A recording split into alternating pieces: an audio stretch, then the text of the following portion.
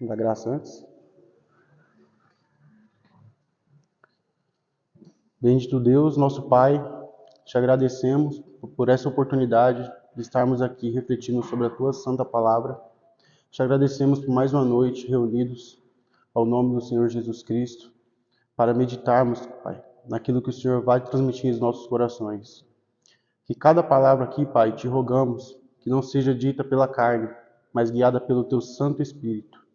Guia cada momento e envia o teu Espírito Santo para nos guiar e nos ajudar e nos auxiliar. É o que te pedimos e te agradecemos em nome do Senhor Jesus Cristo, teu Filho. Amém.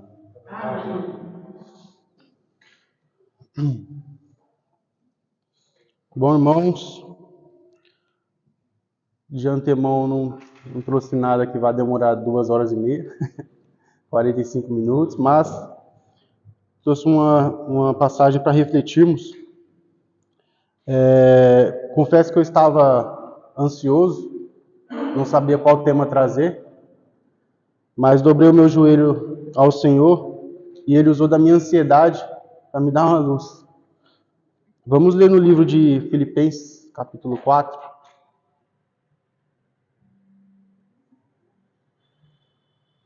A partir do verso 2 até o 7.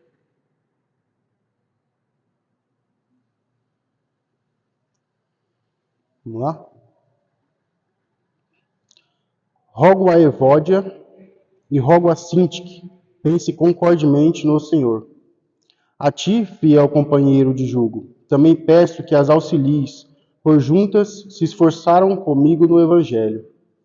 Também com Clemente e com os demais cooperadores meus, cujos nomes se encontram no livro da vida. Alegrai-vos sempre no Senhor. Outra vez digo, alegrai-vos. Seja a vossa moderação conhecida de todos os homens, perto está o Senhor.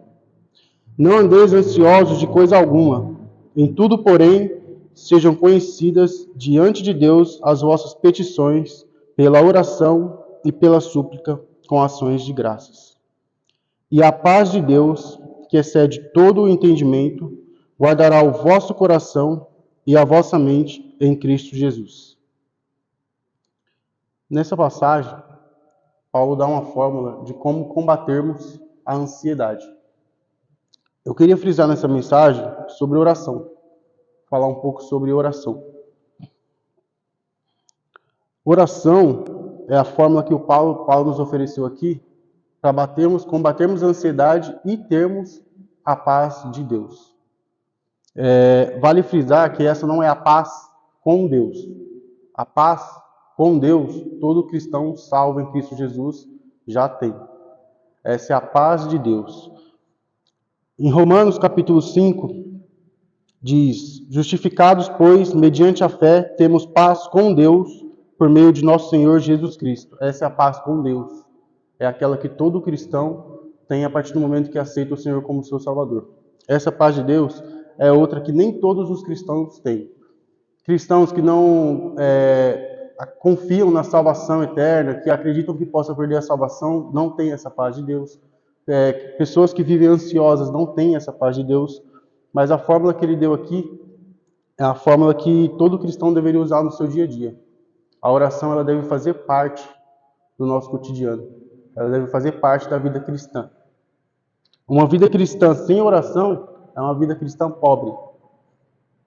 Então, eu reuni alguns tópicos aqui, algumas perguntas que vamos tentar refletir e responder juntos durante essa mensagem. Primeiro, o que é oração? O que a oração é? Antes de mais nada, podemos definir o que a oração não é. A oração, ela não é uma reza. Ela não é algo repetitivo. Ela não é algo decorado. Ela não é algo pronto, programado. Mateus capítulo 6 nos diz: e orando, não useis de vãs repetições, como os gentios, porque presumem que pelo muito falar serão ouvidos.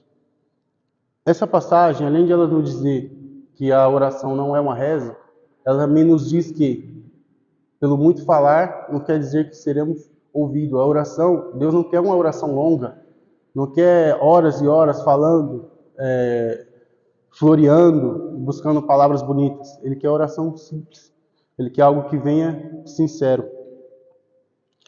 Oração é intimidade com o Senhor. O Senhor, o meio que ele achou de se comunicar com a humanidade foi através da sua palavra, primeiramente, através da sua palavra. E a forma que ele nos deu para nos comunicarmos com ele é através da oração. Deus não foi um ser que fez a criação e ficou recluso, sem intimidade com o povo, sem se manifestar ao seu povo. Não, ele quis ter intimidade. Então a forma de ele ter intimidade, de deixar com que nós tenhamos intimidade com ele, é através da oração. Isso é um ato de misericórdia, porque ele deixa nós entrarmos na presença dele, uma presença santa, pura, perfeita, e deixa com que nós nos comuniquemos com ele. Então, oração é intimidade. E desde os primórdios, o homem sempre teve essa oportunidade de se prostrar perante Deus, de se colocar em oração. Hoje, na igreja, nós temos uma intimidade muito maior. O véu se rasgou, e não foi à toa. Hoje nós conseguimos nos colocar diante do trono de Deus, perante a face do Pai, e termos uma intimidade com Ele jamais vista antigamente. Gálatas, capítulo 4, nos diz, versículo 6. E porque vós sois filhos, enviou Deus ao nosso coração o Espírito de seu Filho, que clama, Abba, Pai. E Romanos capítulo 8, versículo 15, diz a mesma coisa. Porque não recebestes o espírito de escravidão, para viverdes outra vez atemorizados, mas recebestes o espírito de adoção, baseado no qual clamamos, Abba, Pai. Isso aqui é o máximo da intimidade que nós atingimos graças à obra do Senhor Jesus. Podemos chamar Deus de Pai, Abba, Papai. Então, oração é isso. Oração é intimidade, oração é dependência. Oração é dependência total de Deus. É fazermos aquilo que não foi feito no Éden. No Éden, o homem olhou para si e não para Deus. Oração é parar de olhar para dentro e colocar toda a nossa dependência no Senhor. É isso que é oração. Oração também é uma ferramenta para a obra de Deus. Deus, ele tem os seus planos traçados, ele tem os seus planos decretados, mas ele também decreta o meio de chegar nesses planos, de cumprir esses planos. E a oração é uma das formas que ele usa para realizar os seus planos, inclusive para a própria salvação. Romanos capítulo 10, 13 diz, porque todo aquele que invocar o nome do Senhor será salvo. Então a oração é a ferramenta que o Senhor também usa para a salvação do perdido. Não só a salvação da alma, mas a própria salvação de Israel, tanto no passado quanto no futuro. No passado, quando Israel estava em apuros, que eles clamavam, eles se prostravam perante Deus, Deus se quebrantava por eles. Deus movia o coração para eles. E no futuro vai ser da mesma forma. Jeremias capítulo 29, 12. Então me invocareis, passareis a orar a mim, e eu vos ouvirei. Me invocareis, passareis a orar a mim, e eu os ouvirei. Então eles orarão ao Senhor, e o Senhor os ouvirá. Já está nos planos do Senhor acudir a Israel, salvar Israel. Mas um dos meios que ele utilizará para isso, será através da oração. Ele tirará o coração de pedra, ele colocará o coração de carne. Mas eles se prostrarão perante o Senhor e ele os salvará. Então, na palavra de Deus, encontramos diversos exemplos de servos do Senhor que tinham uma vida de oração, eram pessoas de oração. Em Gênesis encontramos Abraão intercedendo por Ló. E através da sua intercessão, o Senhor quis salvar Ló da cidade que iria ser destruída, através da intercessão incessante de Abraão. Moisés foi um outro exemplo. Moisés, o Senhor ia destruir o povo por causa da idolatria. E de Moisés, ele tiraria outro povo. O Senhor falou para ele, tirarei de você outra nação e destruirei esse povo. Mas Moisés intercedeu incessantemente pelo povo. E através da intercessão de Moisés, Deus continuou o plano que era o seu plano de início, que era levar o povo até a terra prometida. Vemos Ana orando incessantemente para o seu filho, para ter um filho, que o Senhor concedeu, filho qual virou um juiz em Israel, muito usado pelo Senhor para os propósitos do Senhor.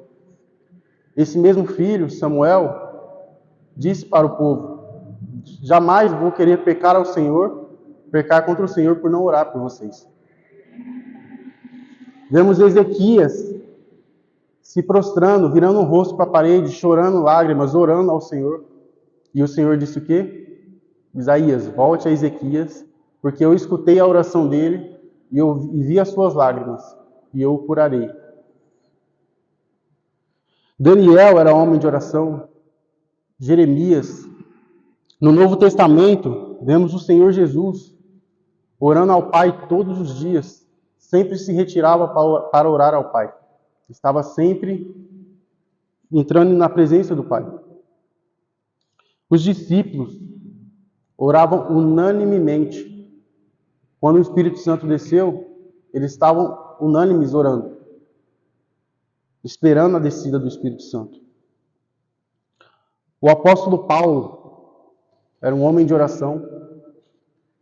Em várias epístolas vemos ele citando as suas orações, falando que se colocava de joelhos, pedindo ao Senhor, orando, colocando pessoas em suas orações.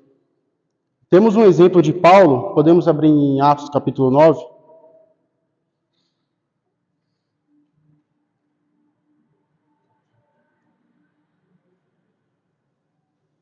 Atos capítulo 9. A partir do versículo 10. Aqui vemos um momento que Paulo estava totalmente sem chão, sem norte. Desesperado, aflito, vamos colocar aí ansioso. Mas aí foi quando ele orou. E aí o Senhor mandou o profeta para ajudá-lo.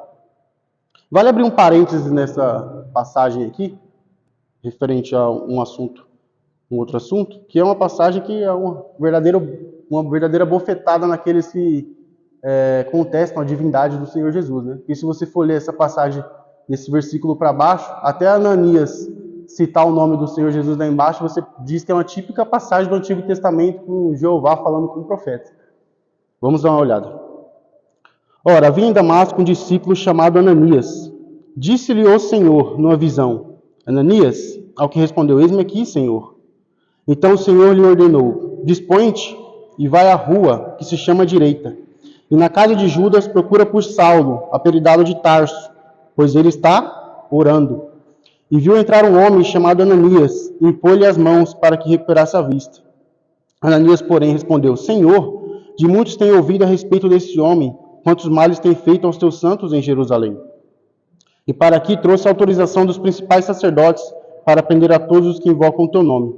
Mas o Senhor lhe disse: vai, porque este é para mim um instrumento escolhido para levar o meu nome perante os gentios e reis, bem como perante os filhos de Israel.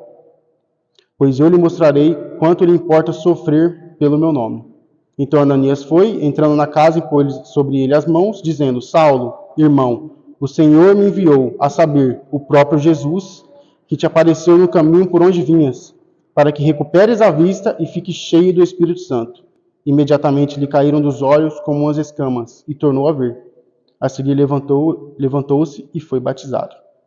Então aqui vemos um exemplo onde Paulo estava sem chão e a oração foi a ferramenta na qual ele chamou a atenção de Deus. Mas aí pode surgir outra pergunta. Tudo bem, a oração é muito importante, eu sei o que é orar agora, ou pelo menos tenho uma noção. Mas como devo orar? Como é a oração correta? Podemos ler uma passagem em Mateus, capítulo 6, que nos dá um vislumbre.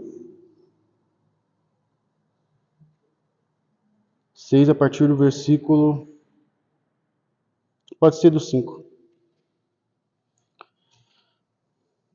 E quando orardes, não serei como os hipócritas, porque gostam de orar em pé nas sinagogas e nos cantos das praças, para serem vistos dos homens.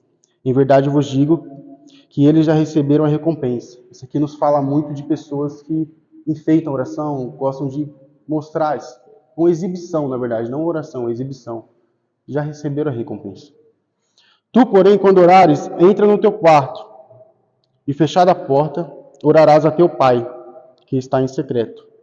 E teu pai, que vê em secreto, te recompensará.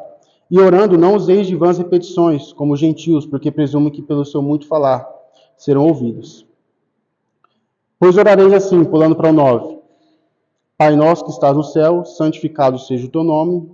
Venha o teu reino, faça-se a tua vontade, assim na terra como no céu. O pão nosso de cada dia nos dá hoje. E perdoa-nos as nossas dívidas, assim como nós perdoamos os nossos devedores. E não nos deixeis cair em tentação, mas livra-nos do mal. Pois teu é o reino, o poder e a glória para sempre. Amém. Isso aqui não é um texto pré-pronto que o Senhor nos deixou, mas uma fórmula, algo para nos basearmos. Aqui ele glorifica, santifica o nome do Pai. Aqui ele fala de perdão de pecados. A oração não precisa ser exatamente com essas palavras, mas aqui ele deu uma base para nós pedirmos perdão pelos nossos pecados, perdão administrativo do Senhor, para santificarmos o nome do Senhor, para colocarmos as nossas petições perante o Senhor. Então, a oração, mais importante de tudo, ela tem que ser de acordo com a vontade do próprio Deus. 1 João capítulo 5, 14, não precisam abrir, diz: E esta é a confiança que temos para com Ele, que se pedirmos alguma coisa segundo a sua vontade, Ele nos ouve.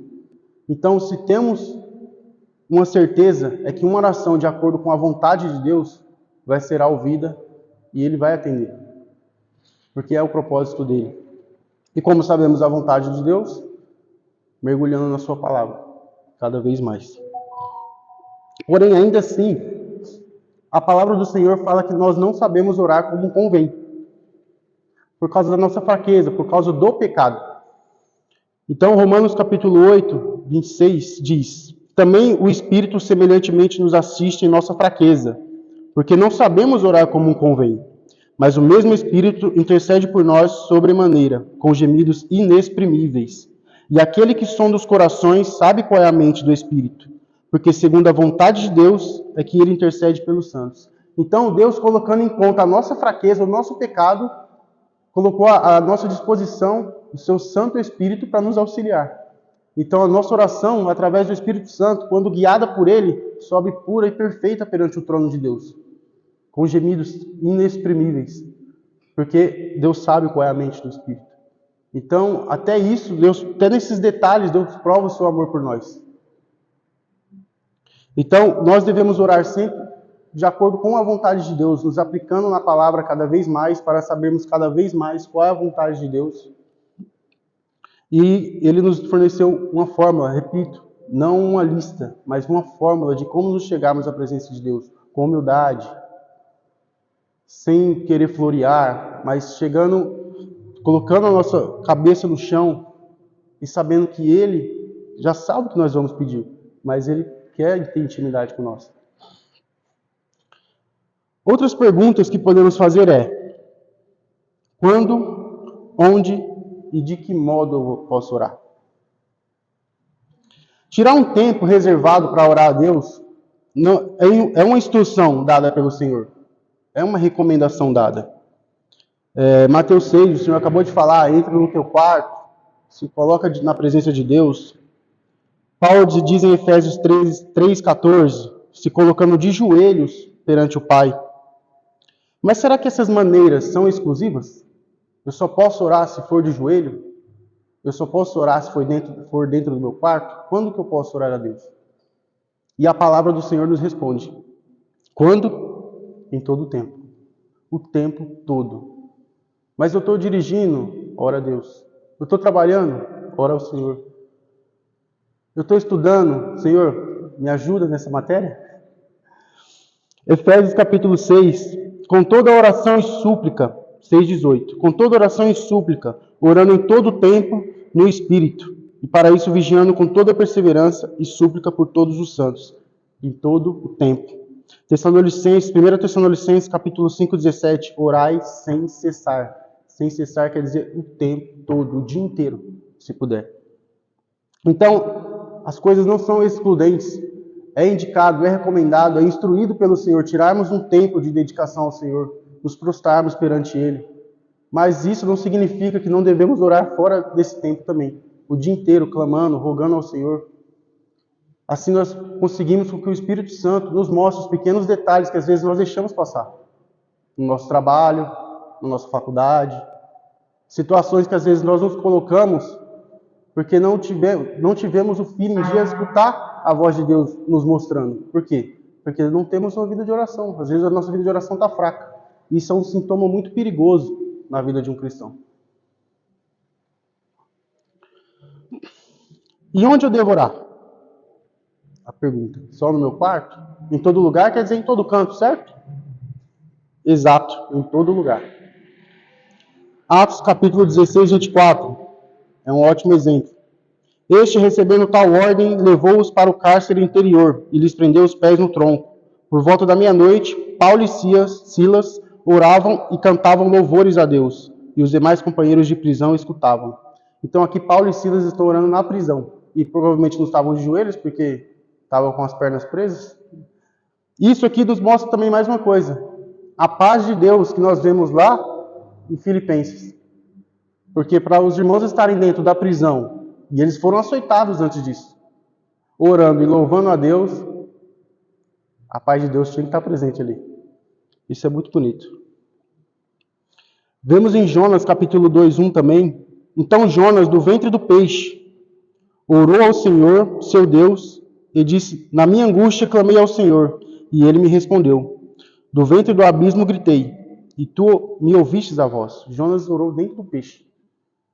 Eu acho que é orar, um lugar propício para ele orar, né? Porque para onde ele foi parar, acho que era a única coisa que ele podia recorrer. Temos uma observação em 1 Timóteo capítulo 2, versículo 8. Lá diz assim: quero, portanto, que os varões orem em todo lugar, levantando mãos santas, sem ira nem animosidade. Aqui é uma observação que, infelizmente, nos dias de hoje, não é muito respeitada. A palavra aqui realmente é varões. A palavra do Senhor nos diz que os varões devem orar em todo lugar, podem orar em todo lugar. Isso significa que a oração pública está restrita aos varões. Não que as mulheres não devam orar sem cessar em todo lugar, ou orar por alguém. Na verdade, devem. Só que a oração pública, a oração representativa, a palavra do Senhor nos diz que está vedada aos varões, com mãos santas, ou seja, em santidade. Testemunho, aqui a gente fala de testemunho. E aí vem a terceira pergunta. De que modo?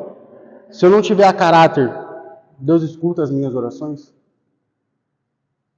Isaías, como nossos irmãos já citou em outras lives, em outros vídeos, Isaías ficou no 3 anos. Eu duvido muito que Isaías tenha ficado 3 anos sem orar. Claro, se você se sente mais à vontade, orando de uma forma ou de outra, tudo bem. Mas não quer dizer que se você estiver orando precisou orar, ou sentiu de orar e está sem camisa, alguma coisa assim, Deus não vai escutar suas orações. Ele escutou do ladrão na cruz. O ladrão na cruz, se eu não me engano, devia estar nu naquela cruz. Mas ele falou com o Senhor é Deus. E aquilo foi uma oração. Ele disse: Senhor, lembra-te de mim quando entrares no paraíso. E o Senhor respondeu prontamente a oração dele: que hoje mesmo estarás comigo. Então, restrições, legalismos, não podem impedir as nossas orações. Podemos entrar na presença do Senhor, claro, com humildade, sabendo que Ele é o nosso Senhor, que Ele é o nosso Deus, que devemos nos prostrar com o rosto em terra, mas com a intimidade de clamar: Abba, Pai, porque Ele nos deu, graças a Ele. Chegamos a um outro tópico, que parece óbvio, mas, na verdade, nem tanto. Até eu mesmo tinha essa dúvida antes, que a pergunta é: a quem orar? Parece óbvio, né? A Deus. Na Bíblia nós vemos oração a Deus, no modo geral, a Deus. Vemos oração ao Pai. João 17, o Senhor faz uma oração, acho que é a oração mais bonita das Escrituras. O Senhor Jesus ora ao Pai. Mateus 6, 7, ele diz, Pai nosso, que está no céu. Colossenses 1:3, Paulo fala, dou graças ao Pai. Efésios, ele fala que se colocou de joelhos perante o Pai. Vemos orações ao Filho, vemos Estevão clamando ao Senhor para receber o seu Espírito. Vemos Paulo orando ao Senhor para tirar o espinho da carne dele. Vemos em João o próprio Senhor falando, se me pedires alguma coisa em meu nome, eu o farei. Ou seja, nós podemos pedir, nós podemos nos prostrar perante o Filho. Em Atos fala que aquele que invocar o nome do Senhor será salvo. Porém, na Bíblia nós não temos nenhum exemplo de passagens de pessoas orando ao Espírito Santo. Mesmo ele sendo a terceira pessoa da divindade, uma pessoa divina, 100% Deus, o foco do Espírito Santo é apontar para Cristo, é apontar para o Pai, para a obra que Cristo realizou. Então, na organização divina, no Pai enviar o Filho morrer, o Espírito nos auxiliar, o Espírito aponta para o Filho. E é por isso que em Judas diz, vós, porém, amados, edificando-vos na vossa fé santíssima, orando no Espírito Santo. Aqui significa guiado pelo Espírito Santo, auxiliado pelo Espírito Santo. Com toda oração e súplica, como vimos anteriormente, orando em todo o tempo, no Espírito, e para isso vigiando com toda perseverança e súplica por todos os santos, orando no Espírito. E como vimos também em Romanos, o Espírito nos assiste e nos ajuda a orar como convém.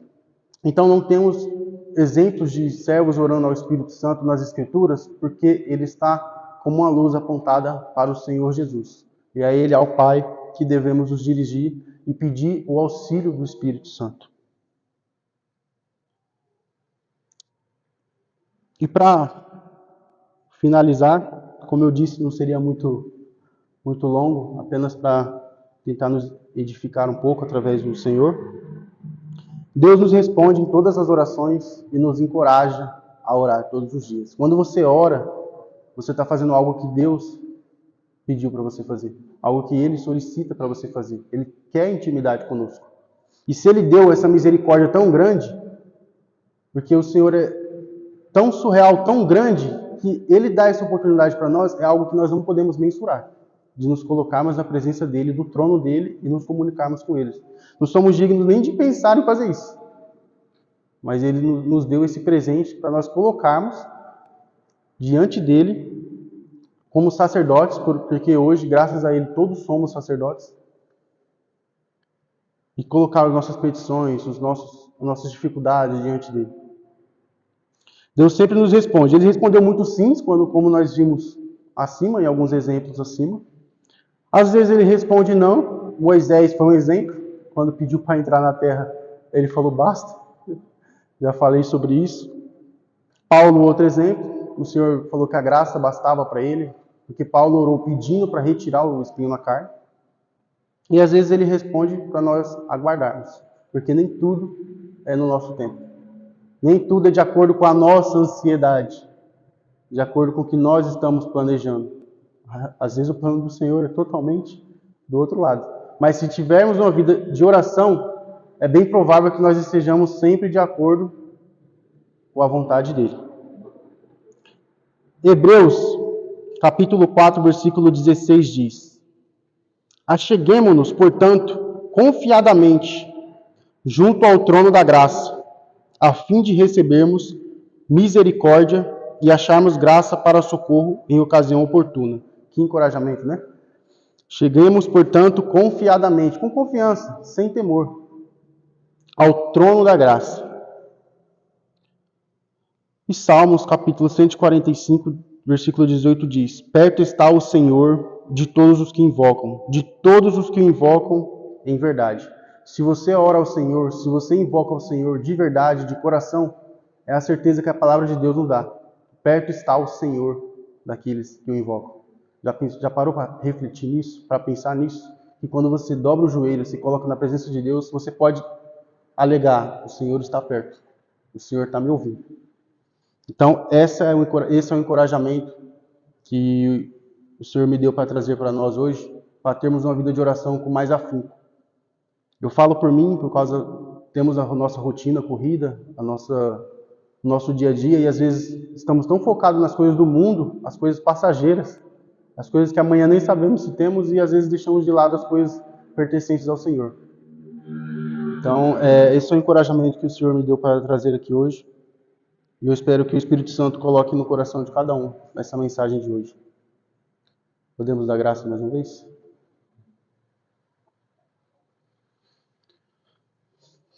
Pai, te agradecemos mais uma vez por esse momento, por essa oportunidade de falar de Ti e da Tua misericórdia sobre nossas vidas. Da oportunidade que hoje temos de, graças ao Senhor Jesus, nos colocarmos perante a Tua presença. Graças à obra redentora do Senhor, que rasgou o véu, nós podemos, Pai, Te chamar de Abba, Te pedir ajuda, nos colocarmos diante do Teu trono, pedindo auxílio. Agradecemos, Pai, por essa noite que, reunidos, poderíamos estar em qualquer outro lugar. A preguiça, o cansaço poderia falar mais alto, mas se o Senhor nos trouxe aqui essa noite, foi porque fazia parte do Teu propósito, para que possamos pegar aquilo que o Espírito Santo quis nos mostrar perante essa mensagem. Que tudo que eu tenha falado aqui, Pai, tenha sido guiado pelo Teu Espírito Santo e que Ele coloque no coração de cada um aquilo que for da Tua vontade. Despede-nos em paz, guia-nos durante o restante da semana e ajuda-nos a manter uma vida de oração e de súplicas perante Ti. Por tudo Te agradecemos, em nome do Senhor Jesus Cristo, o eterno Salvador, pelo Teu Santo Espírito. Amém. Amém.